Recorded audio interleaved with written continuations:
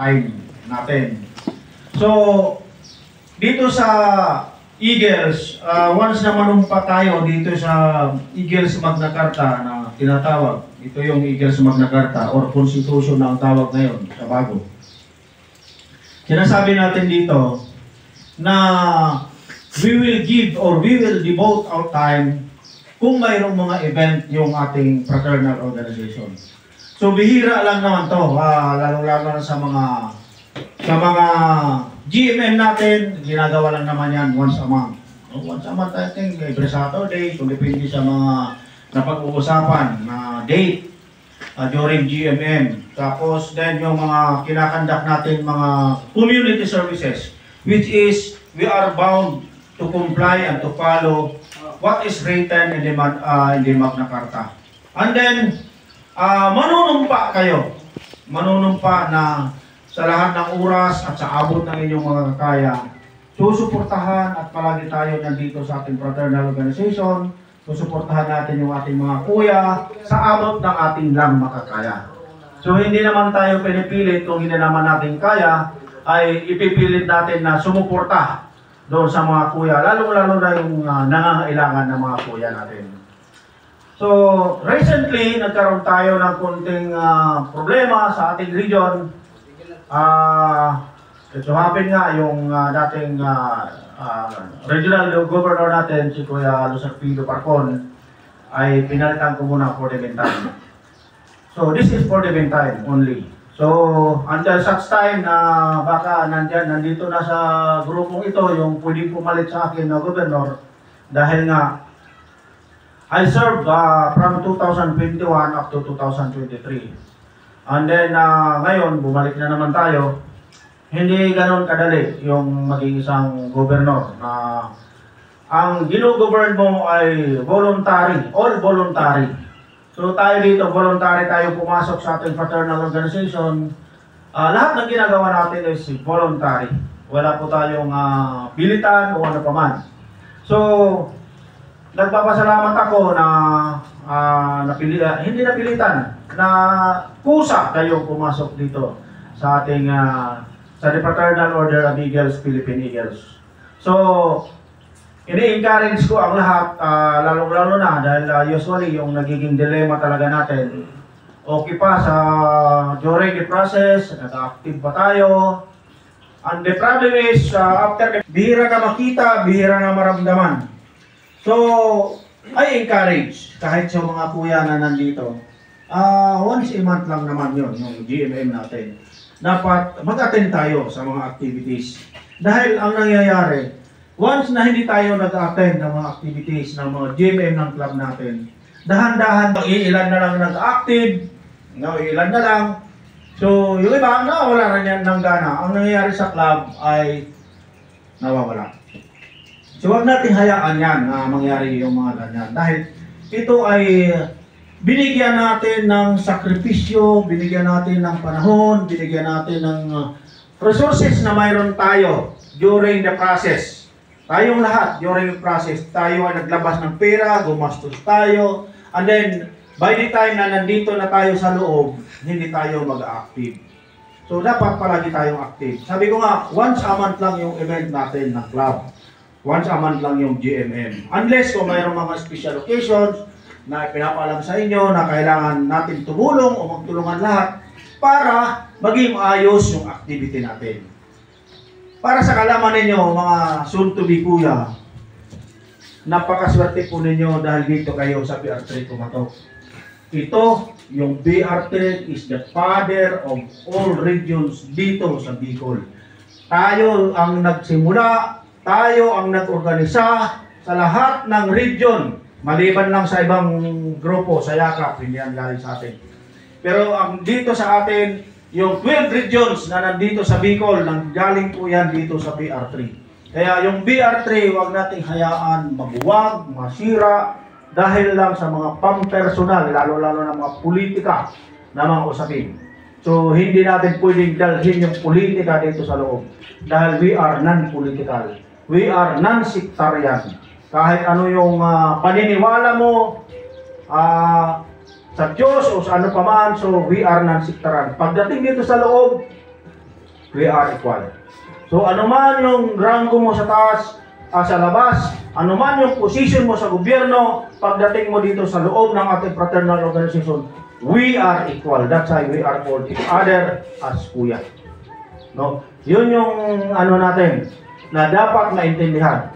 So itong third eye na tinatawag or indoctrination, lang to, huwag kayong kabahan or ano pa man. This is part of the process. So kailangan natin i-comply ito dahil ito ay kaparte ng proseso natin.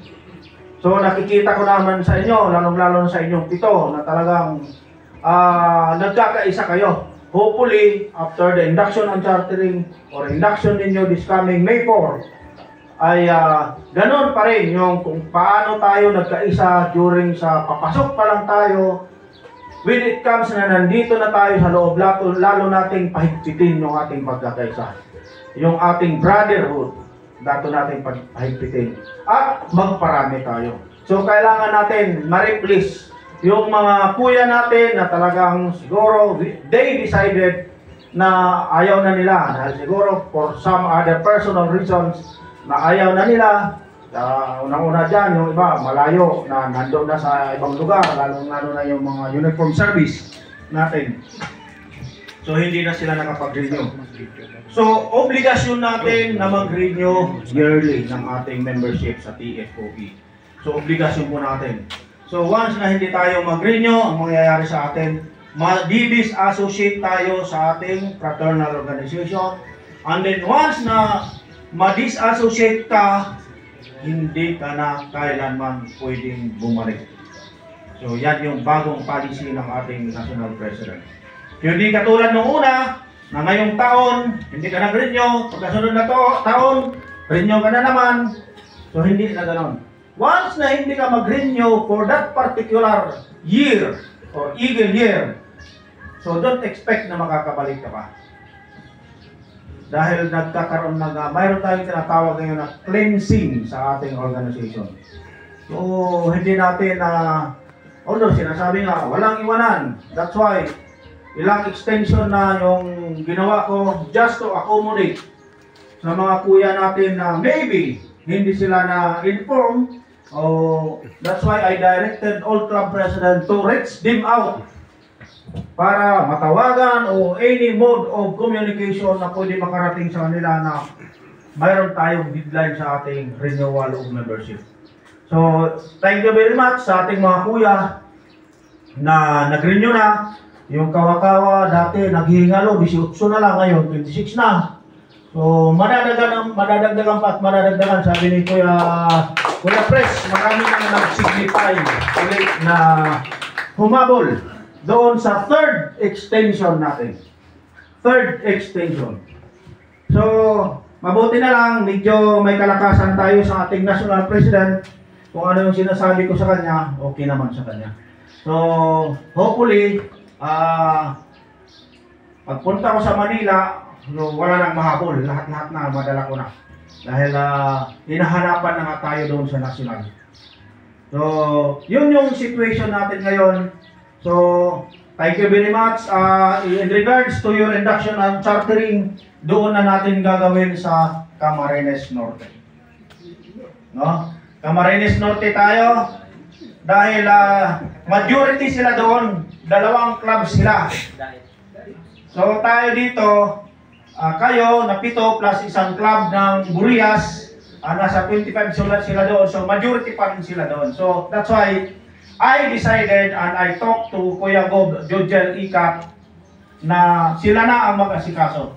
So ibinigay ko na sa kanila yung slot ng natin, and then we will participate, we will join. Doon na tayo pupunta. No? So May 4 yan, yung ating induction ng chartering. So dapat May 23 ng hapon, nandoon na tayo dahil sa umaga is mayroong orientation. And then sa hapon, yung induction ng chartering.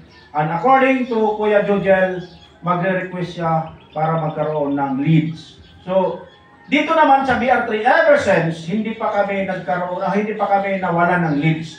Supposedly, yung plano ko sana ngayon, kung dito sa ating ginawa, ay huwag na muna mag-leads. Dahil yung leads is intended for the club officers and regional officers. Leadership seminar ang tawag yan.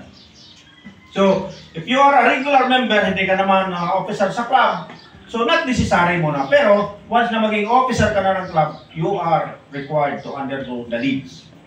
So magkakandak sila ng leads, so mag-undergo na rin kayo ng leads. Okay? Para at least maano ninyo yung leads. Ibig sabihin, 24 yung induction and chartering, mayroon kayong leads ng 27. May 4 po yung induction natin. May 3, nandun na kayo dapat. So, May 3, dapat nandun tayo na. Ng hapon. O hapon ng May 3. Dahil, unless, kung kaya nyo naman habulin, yung time na mula dito hanggang Camarines Norte, mga 2 hours. pag hindi ma-traffic, 3.5 hour. 3.5 hour. So, kayo mag-decide doon na kayo sa 2, sa 3, or sa madaling araw na lang kayo ng 4. Yung activities po ng 4 ng morning, anong oras po? Orient. Anong oras po?